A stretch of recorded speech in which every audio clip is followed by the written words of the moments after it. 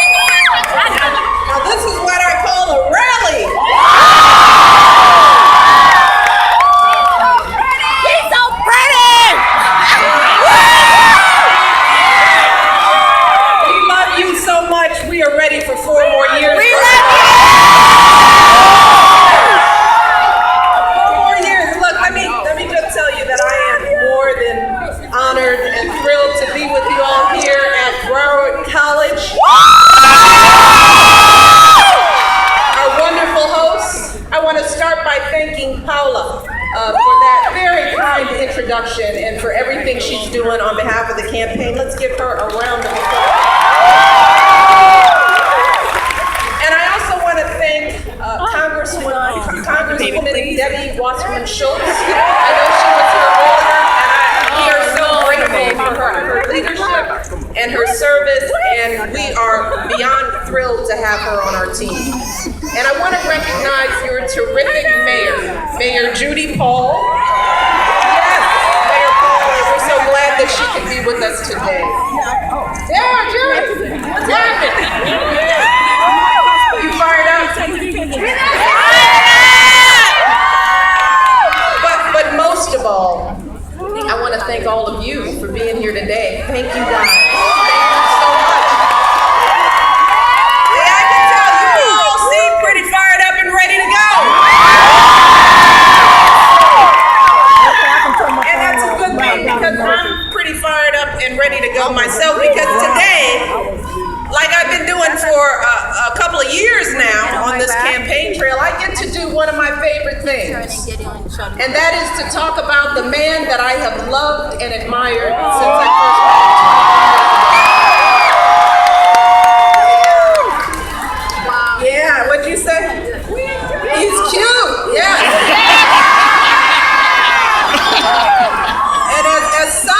In other rallies, he's downright fine. But here's the thing. Although my husband is handsome and charming and incredibly smart, that is not why I married him.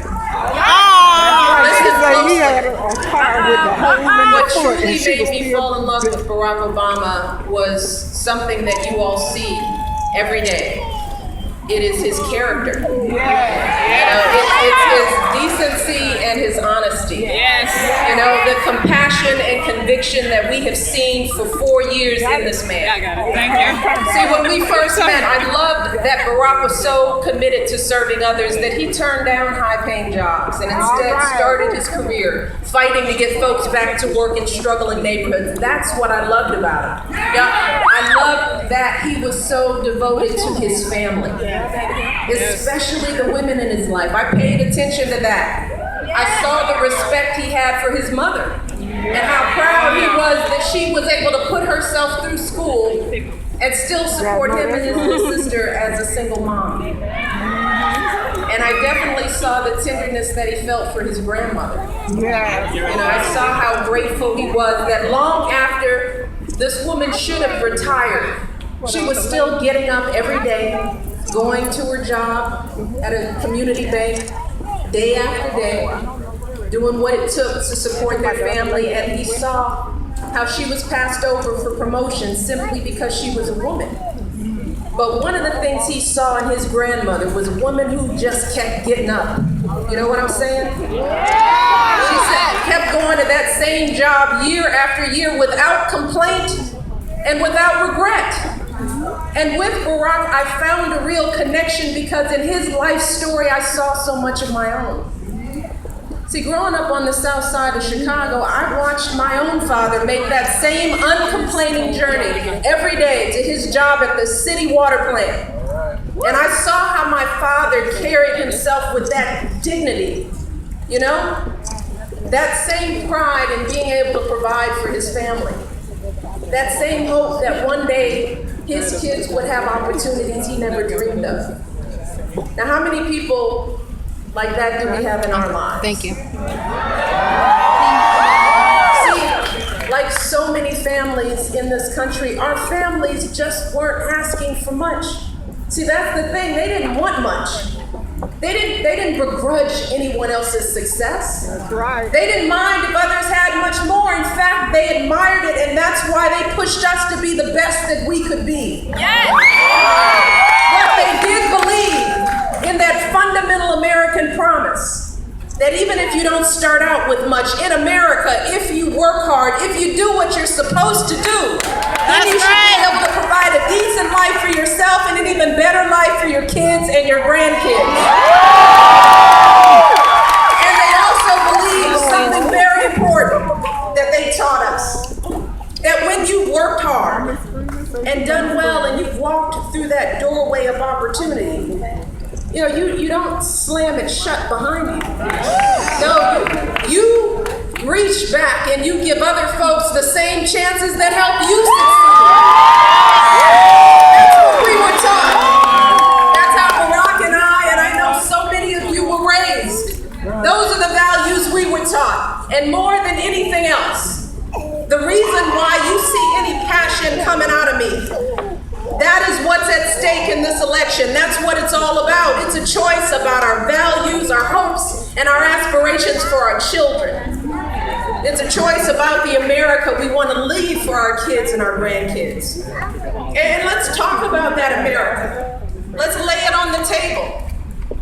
Because we believe in an America where every child, you hear me, every child, no matter where they're born or how much money their parents have, every child in this country should have good schools. The kind of push them and inspire them and prepare them for jobs in college. We believe in an America where no one goes broke because someone gets sick. Where no one loses their home because someone loses a job. Not in this America.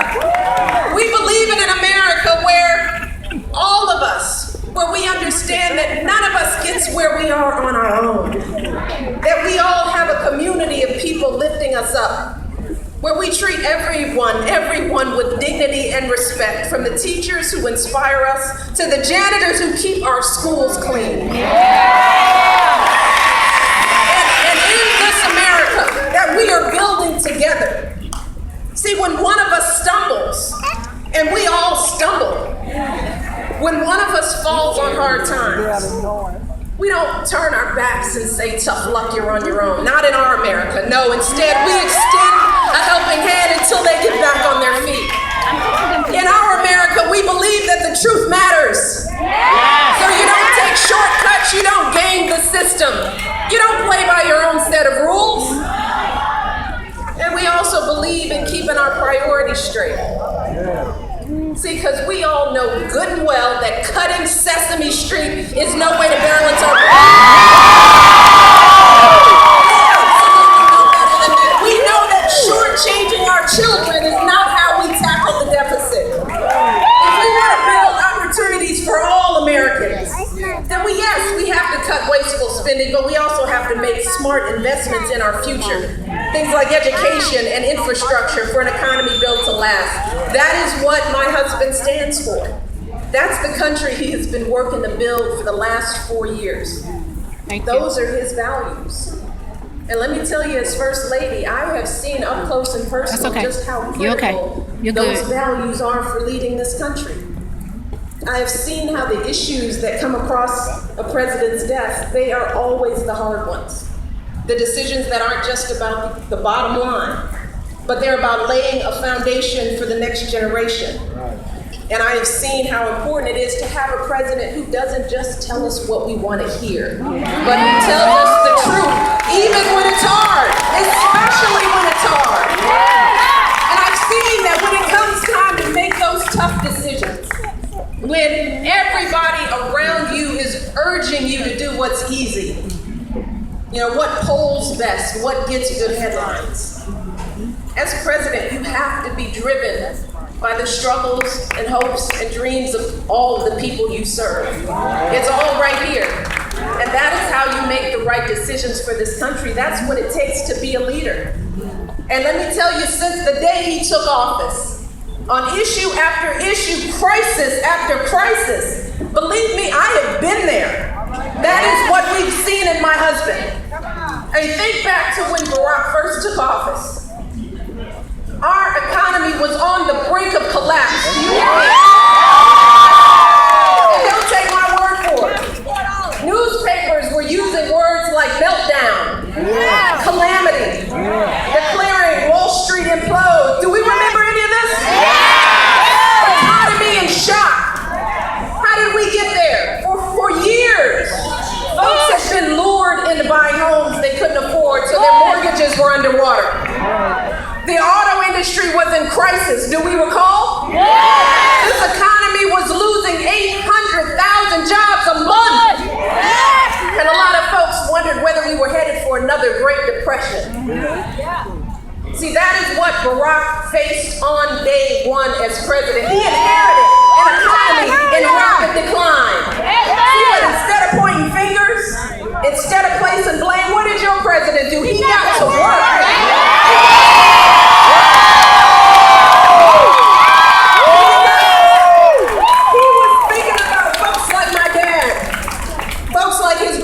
And that's why he cut taxes for small businesses and working families, because we have a president who believes that teachers and firefighters should not pay higher tax rates than millionaires and billionaires. Not in America. Not in America. And that's why, while some folks, if you recall, were willing to let the auto industry go under. Do you remember that? Yes. With more than 1 million jobs. You hear 1 million jobs that would have been lost. Barack had the backs of American workers. He put his faith in the American people. He fought hard to protect jobs for American families, and thankfully, because of that fight today, the auto industry is back. Of proud American companies like GM. And yes, we have a long way to go to completely rebuild our economy, but understand this. There are more and more signs every day that we are headed in the right direction. The stock market has doubled. Exports have grown by 45%. Manufacturers have added 500,000 jobs. We've had 31 straight months of private sector job growth. The majority of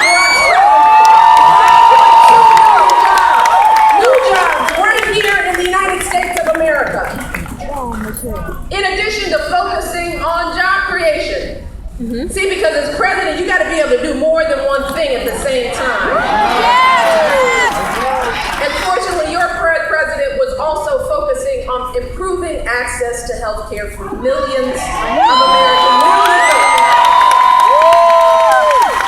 See, and another thing I love about my husband, see, he didn't care whether health reform was the easy thing to do politically. See, because that's not who he is. He cared that it was the right thing to do. See, and when you hear stories like he did, meeting folks all around the country, you know, the woman diagnosed with breast cancer whose insurance company wouldn't cover her care. Right there. The seniors pinching pennies to save up to buy the medicines they need. The parents who couldn't get life-saving treatment for their children because someone lost a job. Those are the stories that drove him. And today, because of health reform, because of what he did to fight for us, our parents and grandparents on Medicare are paying hundreds less for their prescription drugs. Today, young people can stay on their parents' insurance until they're 26 years old.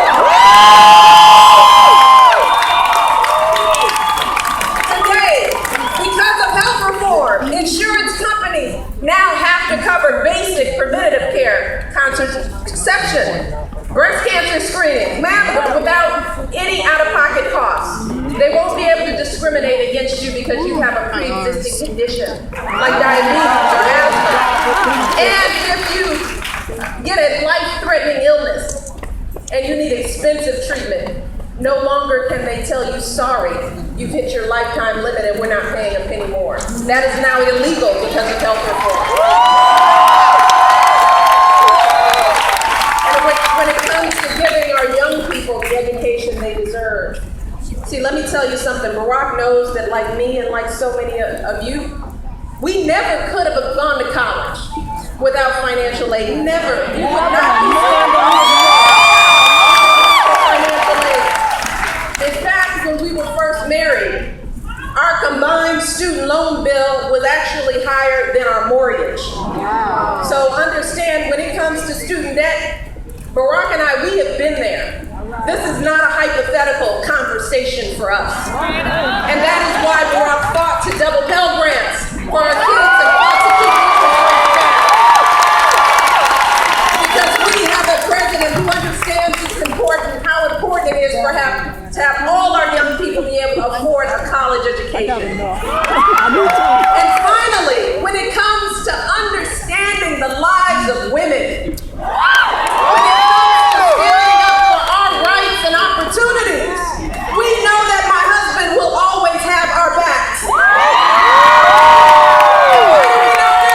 Let me tell you, Barack knows from personal experience what it means for a family when women aren't treated fairly in the workplace.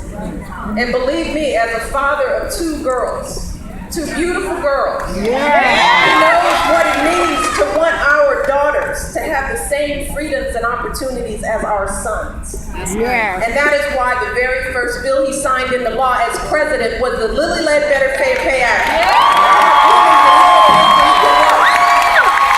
And that is why he will always fight to ensure that we as women can make our own decisions about our bodies.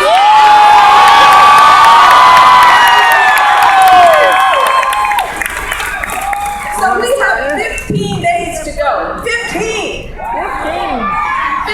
We got a couple of weeks. And I know you all are going to be out there, right? And people come up to you and ask you, well, what has this president done for our country? When you're talking to folks who are deciding which candidate would be the best one to keep moving this country forward. Here are just a few things you can just lay on them. Start by telling them about the millions of jobs that Barack created. Tell them about all the kids in this country who can finally afford college. Tell them about the millions of lives that will be changed because of health reform. Tell them how Barack ended the war in Iraq. Say it again. Fighting every day to make sure that veterans and military families get the benefits they have earned. Tell them about all of the young immigrants who will no longer have to live in fear. Tell them about our brave service members who will never again have to lie about who they are to serve the country they love. I could go on and on and on. But I know it's hot. And I don't want anybody to pass out. But here's what I really want you to tell them. I want you to tell them that their president, Barack Obama, knows the American dream because he's lived it.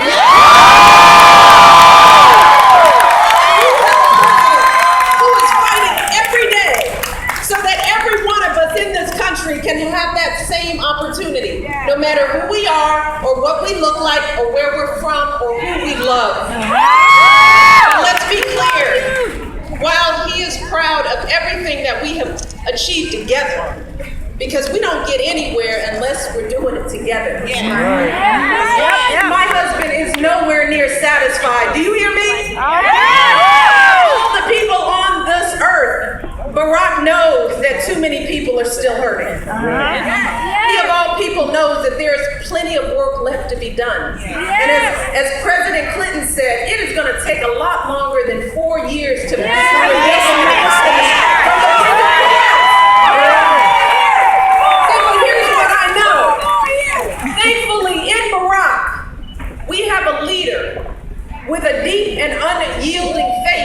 American people. A leader who understands that this country was built by men and women, like so many here who wake up every day and work hard for their families, and they do it without complaint and without regret.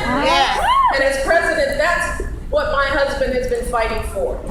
As president, he has been fighting for us. And that's why when the stakes are so high, let me tell you, you can always trust Barack to have our back.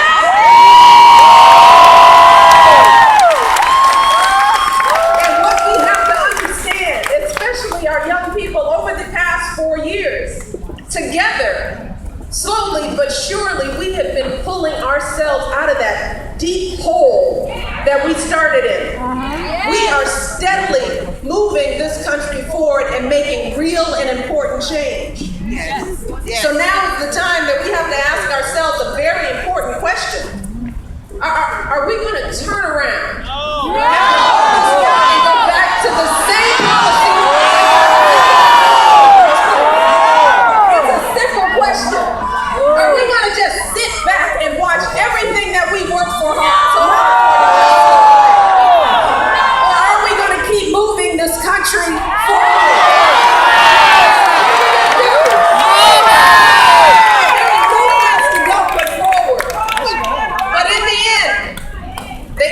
To these questions is on us. It is on each and every one of us. Because trust me, all of this hard work and progress, it is all on the line. It's all at stake this November. And as Barack has said, this election will be closer than the last one. That's the only guarantee. It's the only guarantee. And it could all come down to what happens in just a few key battleground states, like right here in Florida. You all know all about that, don't you? But so to put it in some perspective, if we think back to where things were, what happened in this state in 2008. Back then, Barack won Florida by about 236,000 votes. But let's see what that looks like. Because when you take that number and you break that down across precincts in the state, that's just 36 votes per precinct. All right? Wow. That's how elections are, 36 votes.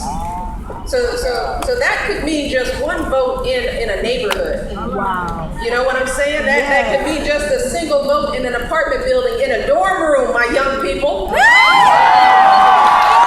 if there is anyone here, and this is true regardless of who you're going to vote for, understand this. If there's anyone here who thinks that their voice doesn't matter, that their vote doesn't count, that their involvement won't make a difference, that in this complex political process, that ordinary folks can't possibly make a difference. If there's anyone here who believes that, I just want you to think about those 36 votes. See, because we all know 36 people who didn't vote. We all know 36 people who weren't registered, 36 people who just didn't bother. And I want you to think about how with just a few more evenings on a phone bank, you know, because we only have a few more evenings left, just a couple of more weekends are left, just a couple of more hours knocking on some doors, talking to your neighbors, just a few of you here, shoot, look at this room, this whole room. Everyone focuses could swing an entire precinct for Barack Obama. We will win this state. If we win this state, we'll be well on our way to putting Barack back in the White House.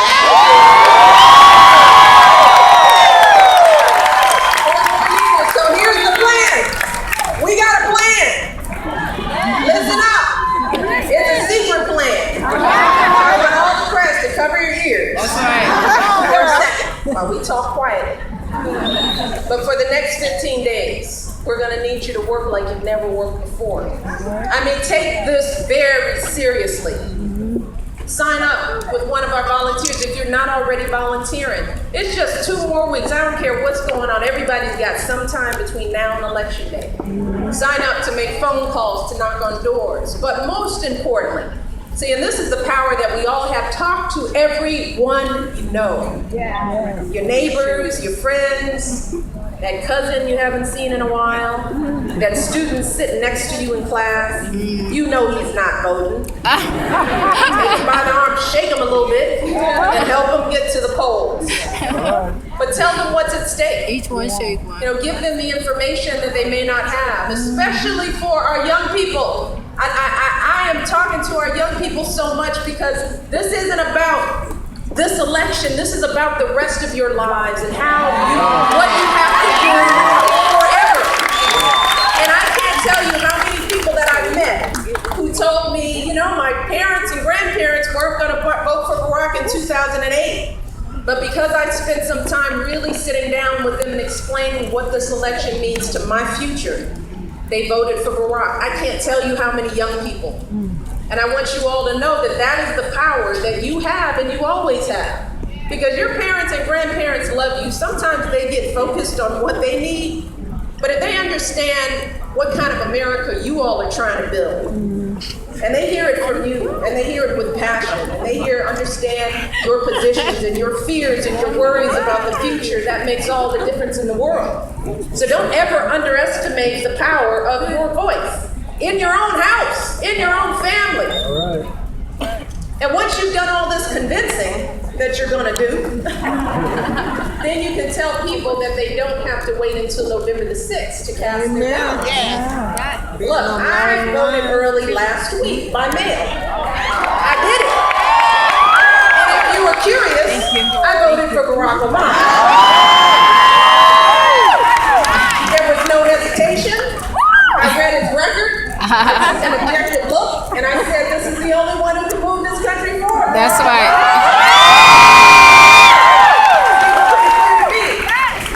But one of the other reasons why I voted early, in addition to being so excited about impacting the future of my country, is to help others. That's exactly right. I'm going to spend election day getting the vote out. And that's some of what I want you all to think about. Because if you vote early, number one, you get it out of the way. So if you wake up on election day, and you're sick, the car broke down, there's no babysitter, somebody's throwing up, wake up with an ear infection, this is that time of year. Kids wake up, it's like, oh Lord, your ear hurts you. Just take an anacin. Just get to school, whatever you do. We mothers understand that. Yeah. So you don't have to take it. You don't have to chance it, right? And if you vote early, you can help someone else get to the polls because there are going to be a lot of first-time voters. And sometimes voting seems intimidating, right? Sometimes new voters just need someone they know just to go along and make sure that they understand the process. You could be that person for someone in your lives.